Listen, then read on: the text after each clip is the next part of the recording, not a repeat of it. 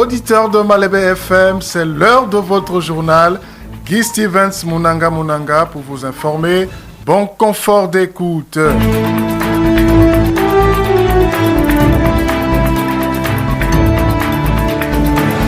Nous ouvrons cette édition d'information avec une note sociale.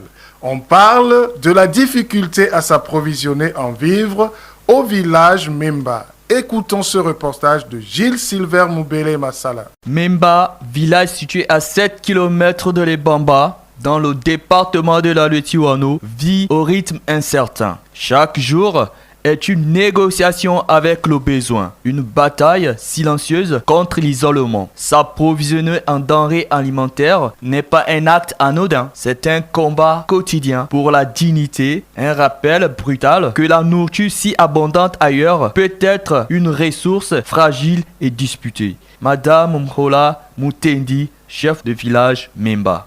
Pour avoir la nourriture, il faut toujours sortir les bambas. On prend les bambas, on achète rien avec ça. On n'a pas de congélateur pour qu'on achète un carton pour qu'on garde à la maison. Chaque matin, on prend les bambas. Si tu as un 10 000, tu peux acheter quelques kilos à les bambas. Tu avec ça, tu prépares seulement aujourd'hui, tu bouges pour demain. Fin. Après-demain, si tu as quelque chose, tu achètes, tu pars encore acheter les bambas. On n'a pas de Maliens dans le village. Dans Memba, on n'a pas de Maliens. Le manque d'épicerie à Memba n'est pas un simple vide commercial, c'est le reflet d'un déséquilibre, une dépendance vis-à-vis des localités voisines qui privent les habitants d'autonomie et d'opportunités économiques. Favoriser l'implantation des commerces de proximité, c'est investir dans la dignité et la vitalité du village. Au grand bonheur, bien sûr, des villageois.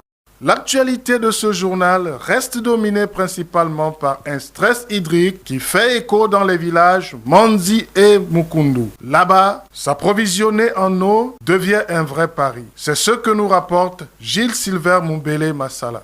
Situé à 27 km de Lebamba, Manji suffoque dans la soif. Le silence des robinets résonne plus fort que le vent. Depuis plusieurs années, ce village du département de la Boumi-Lueti vit au ralenti, sans eau, sans solution durable. Les habitants sont contraints de puiser dans des sources précaires, voir leur quotidien basculer dans une lutte pour chaque goutte. Ici, le manque d'eau n'est plus un incident technique, c'est une crise humanitaire et sociale. Monsieur Munanga, enseignant retraité. Il y a les pompes hydrauliques ici, mais c'est tombé en panne. Mais qu'est-ce qu'on peut faire? Parce que la soif nous tient. On va faire comme? On est obligé de boire de l'eau de pluie et parfois il faut encore aller très loin d'ici pour aller puiser de l'eau de source. Mais dans les forêts, c'est à peu près ça, nous souffrons ici. À Mukundu, à 14 km de Lebamba, l'eau se fait rare. L'espoir aussi. Dans ce village enclavé de Lebamba, femmes et enfants marchent des kilomètres pour remplir quelques bidons au ruisseau. La pompe, en panne depuis plusieurs années, n'a jamais été réparée. Sous un soleil accablant, l'attente d'une solution devient un cri du cœur. Celui d'une communauté oubliée, qui réclame le droit le plus simple, boire ce liquide précieux, source de vie. L'eau, source de vie, ne doit plus manquer à Mandi et à Mukundu. Il est temps de réhabiliter les pompes en panne et de rendre à ces populations leur droit fondamental à l'eau potable.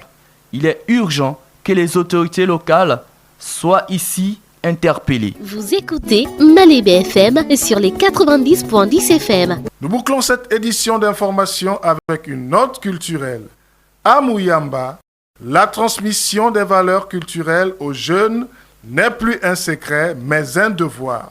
Écoutons à nouveau ce reportage de Gilles Silver Moubele Massala. À 14 km de Lebamba, dans le département de la Letiwano, Mouyamba, ce village culturel opte pour la transmission des valeurs aux jeunes. Les rites initiatiques comme le célèbre Biti, le Mwiri ou encore le Niembe ne sont pas des simples cérémonies de passage. Ils constituent l'épine dorsale de la transmission culturelle, une université ancestrale, comme en témoigne M. Marcelin Dipaka, chef de regroupement des villages. Les jeunes s'intéressent de beaucoup même. Il y a 3 sortes de cultures. Il y a le Niembe pour les femmes. Il y a aussi le Mwiri pour les garçons. Le Bwiti Mais les gens s'intéressent plus même dans les boutiques. Il y a le Mouiri. Ceux qui s'intéressent dans le Mouiri, s'ils viennent me voir, je les parle. Bon, dans le bois sacré, nous ne sommes plus beaucoup au niveau du village. Mais il y en a ceux que j'ai transmis aussi quelque chose. Ils sont les mêmes, peuvent me témoigner. La culture de Mouyamba ne doit pas s'éteindre. Elle doit rayonner. Transmettons nos savoirs, nos danses, nos langues pour que l'héritage d'hier inspire la fierté de demain. Pour que l'héritage d'hier inspire la fierté de demain, c'est évidemment le symbole du passage de témoin pour la sauvegarde des us et coutumes de notre pays. Malébé FM. Vous l'avez compris, mesdames et messieurs, c'est la fin de votre édition d'information dirigée de main de maître à la régie par Théophane Bilimombo et Serge Ingada sous la supervision générale de Jarel Sika. Je vous laisse en compagnie de votre journal en langue locale, mais avant, retenez ceci. Le plus grand mensonge de la vie, c'est de croire qu'on a toujours le temps. Restez connectés sur les 90.10 MHz Malébé FM.